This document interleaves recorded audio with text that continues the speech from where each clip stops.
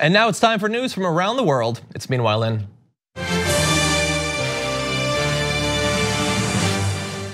Meanwhile, in Laos, researchers set up cameras in a wilderness area to try to track how many tigers were in the area.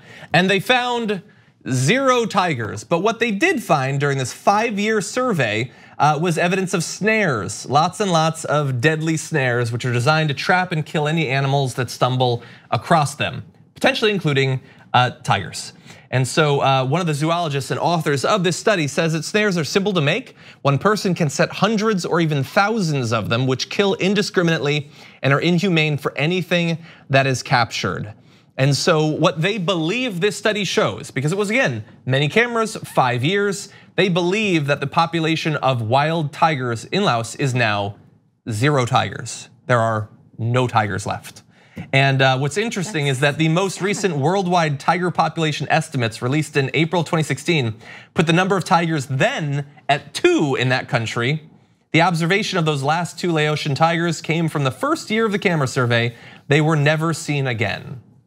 Wow. And that is just devastating. Like, it is. How many times have we done a story where it's like they're projecting that by 2050 there will be no turkeys left or something like that? Well, yeah, like looking ahead, there's gonna be a lot of things like this, but we're also seeing it right now. And this is not necessarily just like climate change, but the hunting and the poaching and selling body parts and selling the animals illegally can actually just totally wipe out this species. That's just devastating. Yeah. Yeah, and let's see, let's talk about where there are some. So their only healthy populations remain in Thailand, which at last count had about 189. Again, not a lot. What? 189. Now, yes, it's a predator. They tend to be far rarer than prey animals, but that's just a couple hundred.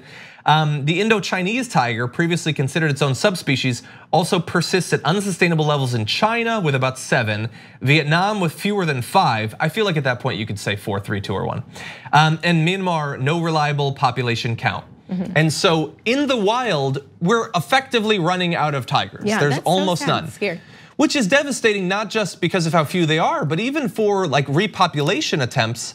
Hypothetically, that leads to less biodiversity, less resilience to disease. When you have a population that gets down to a very small number and then you try to grow back up, there's not enough diversity genetically in those animals. So this could also, even if we take efforts, serious efforts to get more of them, it could still be dangerous for them in the future. And bear in mind that while they were not able to find any wild tigers in Laos, hundreds of genetically inbred big cats live in the country's illegal and notoriously inhumane tiger farms, where they're raised to be slaughtered and sold for their body parts.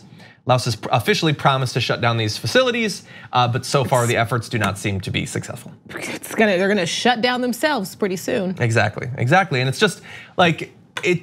I mean, when you think of iconic animals, just impressive examples of raw nature, like tigers are pretty high up there. The idea that, at least for this species of tigers, we could just entirely run out any given year with the small number that we have, that's just devastating and should be avoided.